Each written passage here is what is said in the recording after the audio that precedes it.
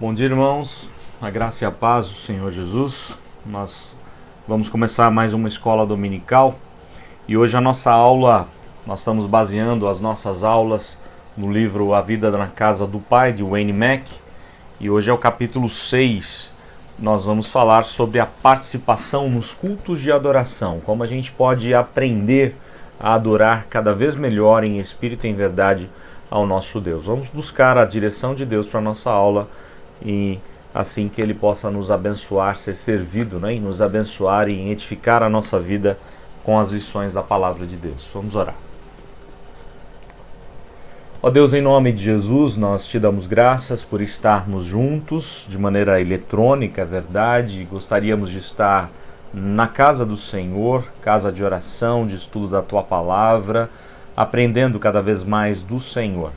Mas pedimos nesta hora, ó Deus, que o Senhor nos ajude, que o Senhor possa trabalhar no nosso coração e que aprendamos a Te adorar cada vez melhor. Pedimos Tua direção e bênção para a nossa aula, para as demais classes que se reúnem na escola dominical, também de maneira eletrônica, ou por vídeos, ou por aplicativos. Que o Senhor fale ao coração do Teu povo neste domingo. Nós clamamos orando em nome do Senhor Jesus. Amém. Deixa eu desligar aqui para não fazer muito barulho. Assim fica melhor para a gente conversar. Pois bem, hoje nós vamos falar sobre a adoração, a participação nos cultos de adoração. Na verdade, eu peguei apenas metade do capítulo 6 do livro de Wayne Mack e inseri outras coisas. Na próxima semana a gente trabalha a outra metade do livro, porque é bastante interessante, relevante, bem complexa aí a questão, né? A importância da adoração e de como a gente pode aprender a adorar o Senhor cada vez melhor. Então nós vamos fazer hoje uma introdução e depois da introdução eu dividi a aula em algumas partes aqui. A vida marcada pela adoração, a adoração como um tema central nas Escrituras e na nossa vida, a adoração é central. O foco da verdadeira adoração é uma outra questão importante. E os princípios de liturgia, já que a gente adora a Deus, uma das formas de adorar a Deus é através do culto, da liturgia, para a gente entender um pouco mais o que é culto, o que acontece durante os cultos. Então aí está, nós vamos trabalhar um pouquinho os princípios de liturgia também, ok? Há muita confusão de termos, as pessoas usam os termos de maneira errada, confusa. Por exemplo, há uma confusão nos termos louvor, adoração e culto, tá? Por exemplo, louvar significa literalmente elogiar, é você dar elogios a alguém. Então não há nenhum problema de você dar um voto de louvor, de apreciação, de elogio a alguém que fez alguma coisa boa, né? Se alguém fez uma coisa boa, ele é digno de receber um elogio, um louvor. Claro que nosso Deus é digno de receber todo o louvor, né? Todo o elogio. Ele sempre faz o que é certo, ele sempre faz o que é bom, santo, enfim, ele nunca erra na nossa vida. Então Deus é o único digno de todo o louvor. Nós humanos muitas vezes falhamos, mas fazemos coisas boas, então não há problemas em louvar pessoas por aquilo que ela fez especificamente de bom. Tá? Não confunda o termo louvor com adoração. Adorar somente a Deus. Por quê? Adoração, a ideia de adoração é uma entrega. A palavra literalmente na Bíblia significa serviço. Não é? Eu sirvo ao Senhor, eu sou servo do Senhor, toda a minha vida é dele, é para a glória do nome dele, é essa a ideia do conteúdo, né, da expressão adoração na Bíblia. Então nem todos que estão na igreja adoram ao Senhor. Algumas pessoas louvam ao Senhor, mas não necessariamente adoram. Vou dar um exemplo. Pode chegar alguém na igreja e participar do momento de louvor lá, louvar a Deus conforme os cânticos que ali estão. E de repente ele até louva de maneira sincera no seu coração, elogiando Deus por aquilo que Deus fez ou por aquilo que Deus é. Tá? Só que é algo muito interessante isso, né? Por quê? Porque nem sempre essa pessoa que entrou na igreja e louvou ao Senhor naquele momento de cântico ou de hinos, de adoração, de louvor, não é? Ela necessariamente vai consagrar sua vida para a glória de Deus, vai se voltar para o Senhor em adoração. Tá? Então esse é o ponto importante. Louvar é diferente de adorar. Adorar é uma entrega, uma consagração, é uma dedicação de vida ao Senhor. É essa a ideia de adoração. O culto, ele pode ser encarado de duas formas, pelo menos. Primeiro, um culto de maneira integral. Tá? Tudo que a gente faz tem que cultuar ao Senhor, é para a glória do nome dele em tudo na nossa vida. Então o culto é integral, ele não acaba no domingo quando o pastor dá a bênção apostólica, né? Ou a araônica. Não é essa a ideia. O culto continua, ele é integral. No entanto, existe um tipo de culto de ajuntamento solene, do povo de Deus se reunir. Então não há problema também de dizer vamos começar o culto e vamos terminar o culto, porque nós estamos nos referindo ao ajuntamento solene, a reunião do povo de Deus que acontece na nossa igreja todos os domingos às 18 horas e termina às 19h30, 20 horas mais ou menos é o nosso horário, né? Então esse é o momento de ajuntamento solene, de culto solene, mas existe o culto integral, o culto de adoração a Deus durante toda a nossa vida em tudo que fizermos.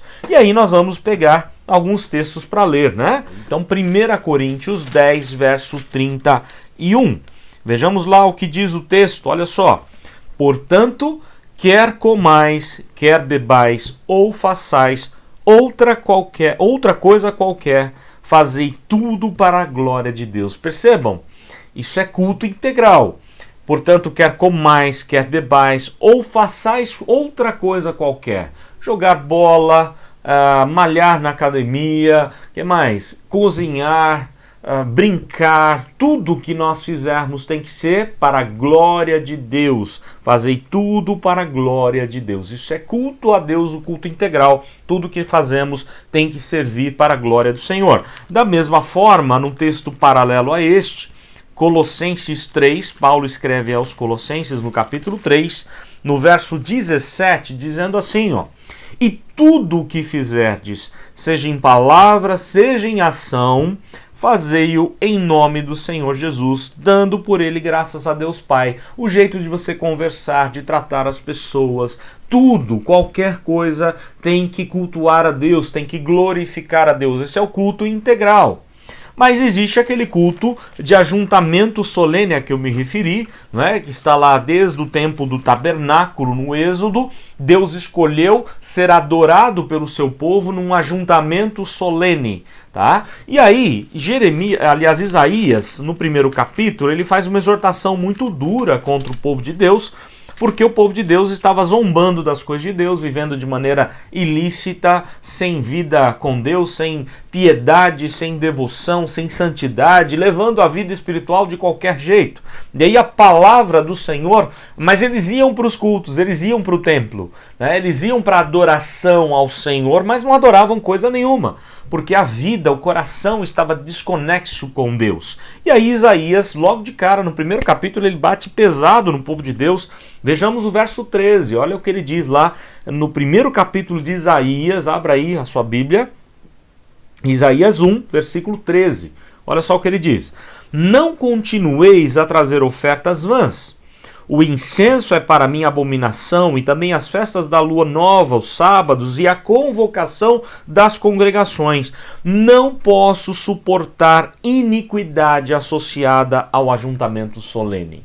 Deus não suporta iniquidade, pecados não confessados, não arrependidos, junto com o culto solene. Por isso que uma das partes do culto que nós vamos ler lá é você se colocar diante de Deus, reconhecendo que é pecador e que precisa da graça de Deus, do perdão de Deus, da confissão do Senhor, ok? Então, há diferenças aí. Louvar é elogiar, adorar é dedicar vida ao Senhor, tudo que você faz, e o culto pode ser dedicado a Deus de maneira integral, em tudo que a gente faz na vida, durante toda a semana, e também o culto como ajuntamento solene, quando parte do povo de Deus se reúne para adoração ao nome do Senhor, e aí nós cultuamos a Deus, né? O Pai, Filho e Espírito Santo, as três pessoas da Trindade são adoradas, né? Assim, por todos nós. E agora nós vamos para as partes da aula, aqui é só como introdução. As partes, primeira parte, a vida marcada pela adoração. A nossa vida precisa ser marcada pela adoração. desde os primórdios, né, desde os nossos primeiros pais, as pessoas buscaram adoração. Elas sempre buscaram adorar a Deus. É uma necessidade do coração de qualquer ser humano. E aí eu queria que você abrisse comigo Eclesiastes 3. Vejamos aí Eclesiastes capítulo 3, que é importante essa palavra deixada aqui no verso 11 pelo sábio Salomão, pelo sábio rei Salomão. Eclesiastes 3:11. Olha só. Eclesiastes 3:11. Tudo fez Deus formoso no seu devido tempo. Também pôs a eternidade no coração do homem, sem que este possa descobrir as obras que Deus fez desde o princípio até o fim. Ou seja, Deus fez todas as coisas formosas e colocou a eternidade, o desejo do eterno, no coração de qualquer ser humano. Por isso as pessoas buscam, têm sede por adoração, até mesmo o ateu, que adora as suas próprias ideias. Né? Não existe incrédulos, as pessoas creem, ou creem nas suas próprias ideias, no caso do ateu, não crê em Deus, mas crê nas suas ideias, ele se fez um ídolo, né? Ou crê no Sol, na Lua, nas estrelas, no caso dos astrólogos, por exemplo, nos planetas, né? nas galáxias e tudo mais, ou creem os índios que adoram, muitas tribos indígenas que adoram coisas da criação, povos da antiguidade que adoravam Lua, Sol e coisas assim, ou as pessoas adoram pessoas, tá? Colocam pessoas à frente de suas vidas, confiam em pessoas. Há sempre o desejo de adoração no coração do ser humano, tá? Nós somos criados dessa forma, nós temos o desejo do eterno. Só que isso só pode ser saciado em quem? Em Deus. Ele é o eterno. Ele é o Senhor de todas as coisas, que deve fazer parte aí como nosso único ídolo, único Senhor da nossa vida. Por isso que Calvino, o reformador João Calvino, ele diz que o nosso coração, baseado aqui em Eclesiastes 3:11, ele diz que o nosso coração é uma fábrica de ídolos. Todos os dias nós temos ídolos novos. Né? Todos os dias nós colocamos coisas ou pessoas à frente de Deus. Pode ser um familiar nosso, pode ser um filho, né? Um cônjuge, pode ser o seu trabalho, o seu dinheiro, suas posses, casa, carro, enfim. Nós temos a tendência de criar ídolos, de adorar as coisas. Só que desde o primórdio, lá dos tempos bíblicos, dos primórdios, você vê as pessoas buscando a adoração a Deus. Por exemplo, Caim e Abel, o exemplo lá de Caim e Abel. E aí eu queria que você abrisse em Hebreus, não em Gênesis 4, mas em Hebreus 11, que vai fazer uma citação a Caim e Abel. Hebreus capítulo 11, verso 4. Olha só o que nos diz, Hebreus 11, verso 4. Pela fé, Abel ofereceu a Deus mais excelente sacrifício do que Caim, pelo qual obteve testemunho de ser justo, tendo a aprovação de Deus quanto às suas ofertas. Por meio dela também, mesmo depois de morto, ainda fala. Então ele se refere aqui a Caim e Abel, os dois chegando diante de Deus a adorar ao Senhor, um apresentando um tipo de oferta, outro um outro tipo de oferta. O problema, na verdade, não era a oferta que eles estavam apresentando, mas sim o coração de cada um. Caim com o coração desconexo com Deus, voltado em rebeldia contra Deus, sem piedade, e Abel com piedade. Deus aceita o sacrifício, aliás, aceita Abel e seu sacrifício, não aceita Caim e o seu sacrifício. Ok? Mas é um exemplo bíblico de que desde os primórdios as pessoas buscam a adoração. Outro exemplo, Noé, capítulo 8 de Gênesis, Gênesis 8, verso 20. Vejamos o que diz o texto em Gênesis 8, versículo 20. Vamos lá para o comecinho da palavra de Deus, né? Gênesis 8, 20.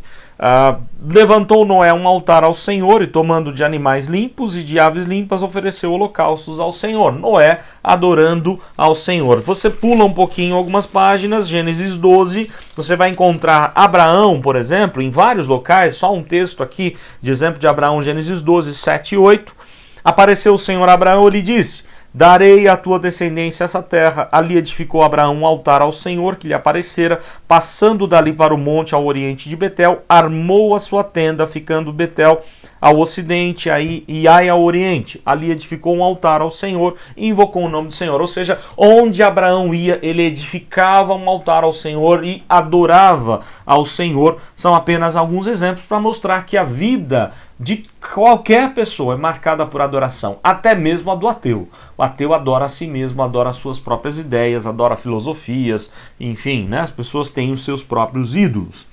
A adoração é um tema central na Bíblia. Essa é uma outra questão importante que eu queria frisar aqui nessa parte da aula. A adoração é um tema central em toda a Escritura Sagrada.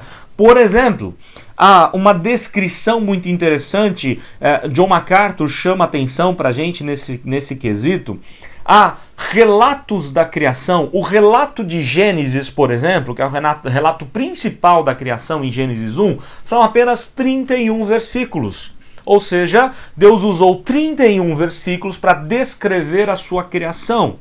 Deus vai usar só em Êxodo, tirando outros textos, mas só em Êxodo, 243 versículos para falar de adoração. São 7 capítulos de Êxodo para falar de adoração. Ou seja, o tema adoração na Bíblia é mais importante do que o tema de criação.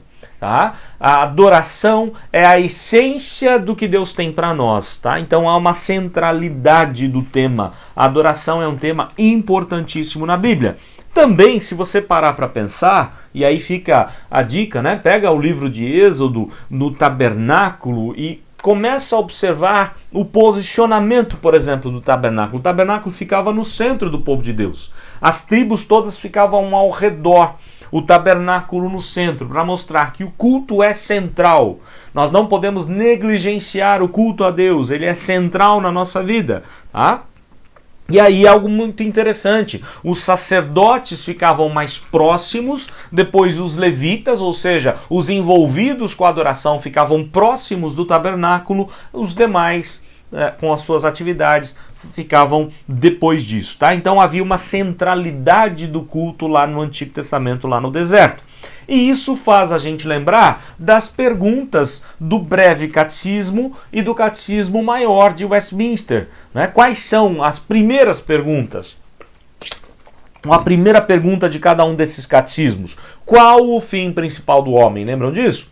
O fim principal do homem, o objetivo principal da nossa vida é glorificar a Deus e gozá-lo para sempre. Ou seja, é a adoração, é serviço, é vida dedicada ao Senhor, é a glória do nome de Deus, é me satisfazer em Deus, me alegrar no Senhor. Isso é adoração, é o tema central da nossa vida, é o tema central de toda a palavra de Deus.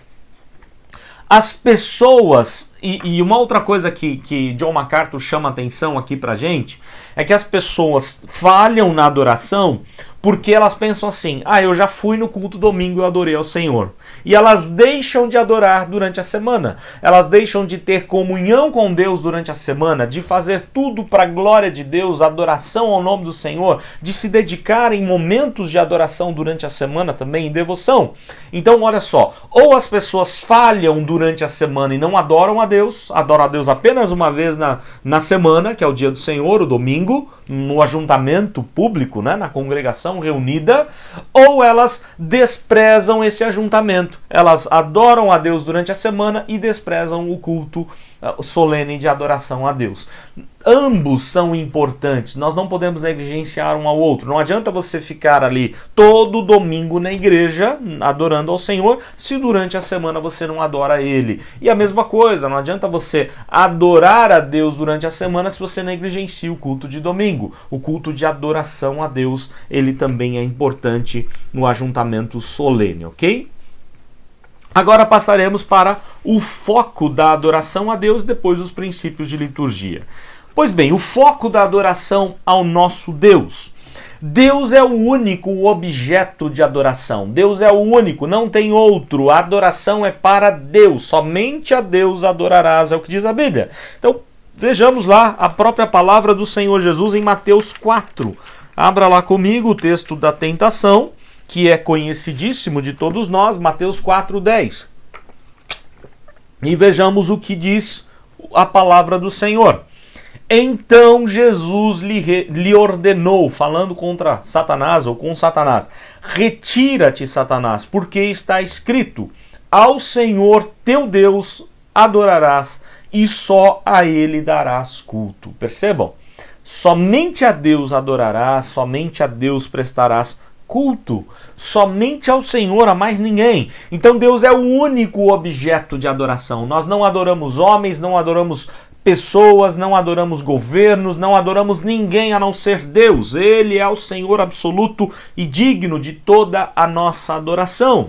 Aí o Salmo 96 é um outro exemplo. Temos vários exemplos na Bíblia, mas vou pegar somente mais este, Salmo 96. Há vários salmos de adoração, mas olha só o que diz o 96, de 8 a 9. Tributai ao Senhor, Salmo 96, de 8 a 9. Tributai ao Senhor a glória devida ao seu nome. Trazei oferendas e entrai nos seus átrios. Adorai o Senhor na beleza da sua santidade. Tremei diante dele todas as terras. Todo salmo fala da adoração a Deus e como a gente tem que adorar ao Senhor na beleza da santidade do nosso Senhor, tá? Do nosso Senhor e Salvador. Então Deus é o único objeto da nossa adoração. Esse é o foco da adoração. E isso traz implicações sérias para a nossa vida, tá? Implicações importantes para todos nós. Por exemplo, o propósito principal da adoração é o quê? É a glória de Deus, ok? É a glória de Deus, não são as necessidades humanas. Os interesses, as necessidades humanas ficam em segundo plano. Não é que no culto diante de Deus você não vai buscar a Deus e pedir a Ele que te ajude a vencer, por exemplo, a pandemia. Nós podemos ter um momento de intercessão ali, mas mais importante do que pedir as coisas a Deus é adorar ao Senhor. Isso fica claro na oração dominical. Os primeiros, as petições iniciais ali são para a glória de Deus, para adoração ao nome dele, e não pedir o pão de cada dia, o suprimento, o cuidado e tudo mais, né? Você adora ao Senhor em primeiro lugar, depois você pode sim pedir. Ou seja, os interesses, as necessidades ficam sempre em segundo plano. Não, outra implicação importante disso, tá? O foco da verdadeira adoração é Deus, e isso implica em que o culto não é para nós.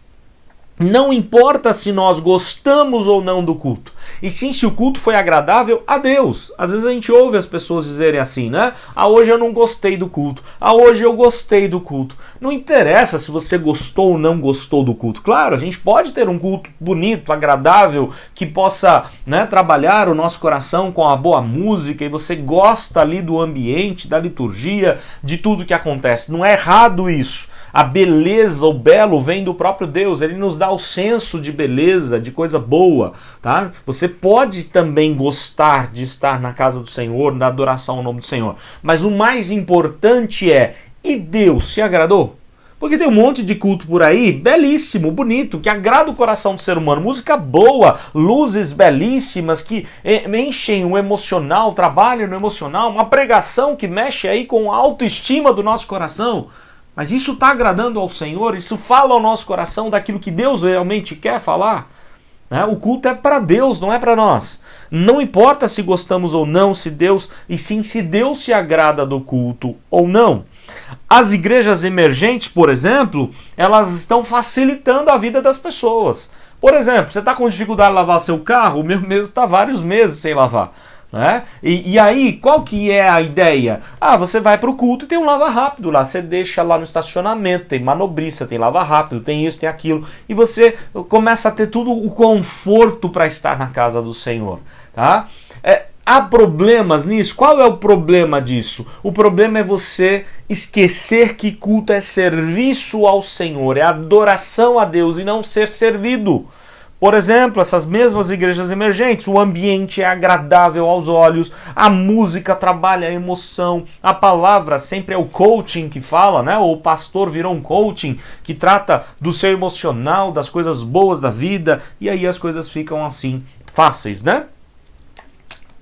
Uma outra questão importante, as igrejas da prosperidade e saúde perfeita, aquela pregação que visa a felicidade do homem na terra, quando a palavra de Deus aponta que a grande felicidade está por vir, Deus tem algo muito melhor para nós, nós não somos desse mundo, estamos aqui apenas de passagem, tá? Então é um engano, é uma mentira dizer que a vida aqui é sem aflição só porque você é filho de Deus. O próprio Filho de Deus sofreu todas as aflições em nosso lugar, não é? Outra questão importante com relação ao foco do culto, você tem que prestar atenção do que acontece no culto. Né? A sua mente tem que estar cativa à obediência a Cristo, uma citação de Paulo em 2 Coríntios 10, por exemplo, né? Versos 4 e 5, a mente cativa à obediência a Cristo. Não é momento de você pensar no almoço ou na janta de domingo, não é momento de você pensar no futebol, não é momento de você pensar nos relacionamentos, nas suas dívidas, na aparência das pessoas, na roupa que elas estão usando. Não, o momento é focar em Deus, adoração a Deus. Eu não posso ficar com a mente dispersa, eu tenho que saber o que eu estou falando e fazendo na presença de Deus. É hora de se concentrar naquilo que Deus tem para fazer na nossa vida. Não é? É hora de se concentrar naquilo que Deus tem para fazer conosco. Ele quer falar ao nosso coração e nós precisamos prestar atenção na voz de Deus, como a verdade de Deus afeta o meu relacionamento com Ele, como a verdade de Deus afeta o meu relacionamento com as pessoas, como a verdade de Deus afeta o meu relacionamento com o mundo que Deus criou, ok? Então, o foco está em prestar atenção no que Deus quer trabalhar no nosso coração. Não pode haver, por exemplo, o esquenta-banco. Não é? Eu vou lá para esquentar o banco. Não, eu não estou ali apenas para ouvir as coisas. Eu participo com um dueto, com um coral, com a oração. Eu estou atento a tudo que acontece. Não há esquenta-banco, porque é necessário ser confrontado.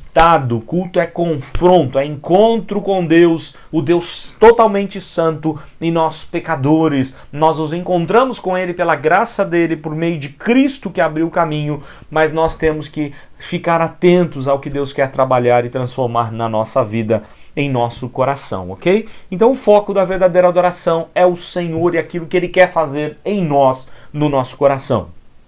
E por último agora, princípios de liturgia, né? Na próxima semana nós vamos trabalhar os elementos do culto. Essas partes ficarão ainda mais abrangentes, mais detalhistas na próxima aula. Mas eu queria hoje tratar com você sobre os princípios de liturgia, para você tentar entender o que acontece no culto, qual que é a ideia de culto solene, ajuntamento solene lá na igreja. O culto, ele é transformador e não apenas um ritual. Nós já falamos sobre isso, né? Não é um ritual que eu vou lá e bato cartão todo domingo às 18 horas e saio às 19h30 ou 20 horas e vou embora para casa e nada mudou na minha vida.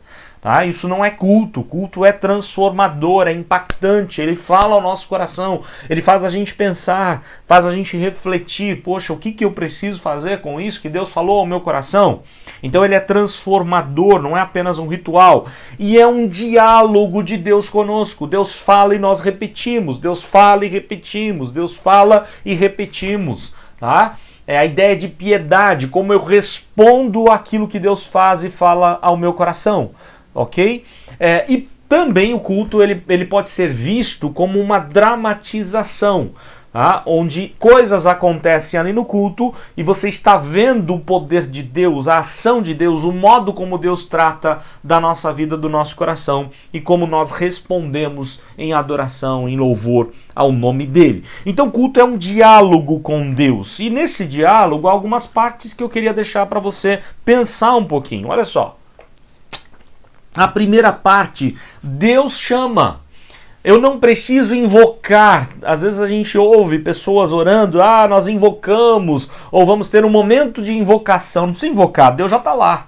Ele que chamou, ele que convocou o seu povo para adoração. Então eu não preciso invocar Deus. Deus chama e nós respondemos com louvor e adoração.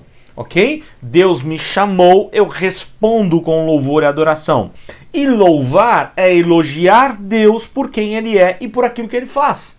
Louvor é você reconhecer quem é Deus, o que Deus, não só quem Ele é, mas também o que Ele faz na nossa vida. Então, Deus chama, nós respondemos com louvor e respondemos com adoração. Nós nos colocamos diante de Deus pronto a servi-lo, pronto a prestar atenção, a fazer com que Deus trabalhe no nosso coração, estar aberto a esse trabalhar de Deus logo no início do culto. Deus chama, nós respondemos com louvor e adoração. Deus apresenta a lei. Há um momento no culto onde Deus vai apresentar a lei. E o que nós vamos fazer? Qual a nossa resposta? Nós reconhecemos o nosso pecado e pedimos perdão. Isso envolve o quê? Arrependimento e a confissão dos nossos pecados, né? Ou seja, eu abro num texto da lei e eu vejo como Deus é totalmente santo e como eu sou um miserável pecador e eu preciso da graça e da misericórdia de Deus. Então eu peço perdão, Senhor, me perdoe, eu pequei contra ti. E aí nós confessamos o nosso pecado. Deus, ele passa agora a mostrar a sua graça. E nós respondemos com o quê? Com gratidão. Deus foi gracioso conosco. Ele resolveu o problema do nosso pecado por meio de quem? Por meio de um mediador que não falhou. Lembram que a parte anterior do culto era mostrar que pela lei nós somos condenados, nós falhamos em não cumprir a lei? Houve alguém que não falhou no nosso lugar.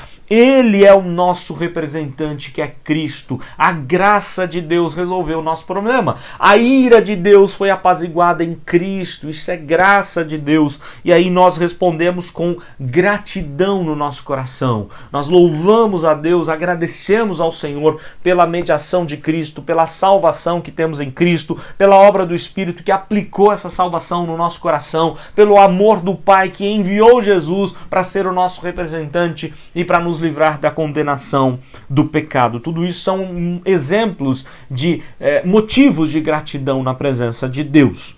Daí agora, depois de agradecer, nós vamos para a instrução. Deus nos instrui por meio da sua palavra, ok? Deus nos instrui, onde há o confronto com a verdade de Deus. Sempre quando abrimos a Bíblia ou estamos na presença de Deus, nós reconhecemos que precisamos mudar. Isaías 6, né? Isaías reconhece que é pecador e que precisa melhorar, precisa mudar.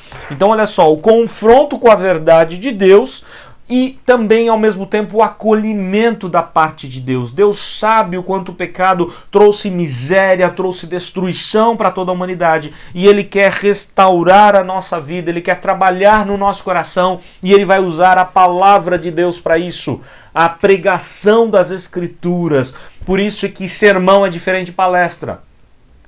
Uma palestra você ouve, aliás, aula também, né? A aula é importante, mas o sermão ele tem a ideia profética. É uma palavra dura que Deus está colocando diante de você para melhorar a sua vida, para restaurar a sua vida, para fazer você entender que precisa melhorar. Né? Você é confrontado e você é acolhido, transformado pela própria palavra de Deus. E aí, irmãos, eu queria que nós lêssemos 2 textos para ilustrar o que eu estou dizendo. O primeiro deles são textos conhecidos, João 17, verso 17, Evangelho de João, capítulo 17, versículo 17. Vejamos o que diz. João 17, 17. Santifica-os na verdade, a tua palavra é a verdade. Olha só, santifica-os na verdade, a tua palavra é a verdade. A palavra de Deus, quando é lida, ensinada, ela nos santifica, ela trabalha no nosso coração. Efésios 4, vamos lá para Efésios 4. Deus escolhe pessoas para ministrar a palavra ao nosso coração. Deus distribui na igreja pessoas com diversos dons. E aí, Efésios 4, de 12 a 13, com vistas, qual é o objetivo de Deus? Com vistas ao aperfeiçoamento dos santos, para o desempenho do seu serviço de adoração a Deus, para a edificação do corpo de Cristo, até que todos cheguemos à unidade da fé e do pleno conhecimento do Filho de Deus, à perfeita varonilidade, à medida da estatura da plenitude de Cristo. Percebam, Deus quer, através do sermão, me fazer cada dia mais parecido com Jesus. E eu tenho uma pergunta para te fazer. Você é parecido com Cristo? Eu estou parecido com Cristo? Como nós estamos longe disso? Precisamos reconhecer, né? Quanto estamos distantes distantes de quem Jesus é, como nem sempre as nossas atitudes são as mesmas que Jesus tomaria, como nós ficamos ansiosos, estressados, angustiados diante de tudo que está acontecendo ao nosso redor, com toda essa pandemia e as tristezas do dia a dia. Nós precisamos aprender a confiar como Cristo, a nos submeter à vontade de Deus como Cristo, a responder com amor até mesmo ao próprio inimigo. Nós precisamos cada dia mais crescer e ser parecidos com Jesus. Então, quando a palavra de Deus é pregada, resta-nos qual é a resposta que devemos dar: é a consagração. Nós nos dispomos a servir ao Senhor e adorá-lo em tudo o que fizermos. Nós os consagramos, nós dizemos a Ele: Senhor, nós queremos te servir, nós queremos que essa palavra que o Senhor trouxe para nós hoje possa fazer toda a diferença ao nosso coração e que o Senhor nos ajude a colocá-la em prática durante os dias da nossa vida. É aquilo que Isaías faz: eis-me aqui, Senhor, envia-me a mim. Depois do encontro com Deus, ele está disposto a ser consagrado, né? Ou a se consagrar. Senhor, eu vou fazer a tua vontade, eu vou viver no centro da vontade do Senhor, ok? Então nós vimos isso, a participação nos cultos de adoração, de que a vida é marcada por adoração, de que a adoração é um tema central na Bíblia e na nossa vida. O foco da verdadeira adoração não somos nós, e sim nós vivemos para adorar ao Senhor, tá? Então nós temos que nos voltar sempre para os interesses de Deus e não para os nossos próprios interesses. E os princípios de liturgia é uma conversa com Deus. Deus chama, eu respondo com louvor e adoração. Deus apresenta a lei, eu peço perdão. Deus mostra a sua graça, eu agradeço ao Senhor. Deus me instrui com a sua palavra, me confronta e me transforma por meio dela, e eu me consagro, eu me dedico, eu assumo o compromisso de viver conforme a palavra do Senhor. São essas as lições, as dicas que eu queria deixar para você hoje nessa aula sobre a participação dos cultos da adoração. Na próxima semana nós falaremos, irmãos, continuaremos a falar sobre essa questão do capítulo 6 do livro, página 87, falando sobre os elementos do culto. Nós ainda vamos falar sobre elementos do culto, ou seja, vamos destrinchar um pouco mais essas questões de culto, tá? Preparando para uma adoração melhor, aprendendo com o ensino da palavra de Deus, orando pelo corpo de Cristo, cantando e participando da comunhão uns com os outros. Na próxima semana nós continuaremos com o mesmo tema sobre adoração de maneira ainda mais prática. Vamos entrar um pouco mais nos detalhes do que Deus fala conosco na adoração solene ao Senhor, ok?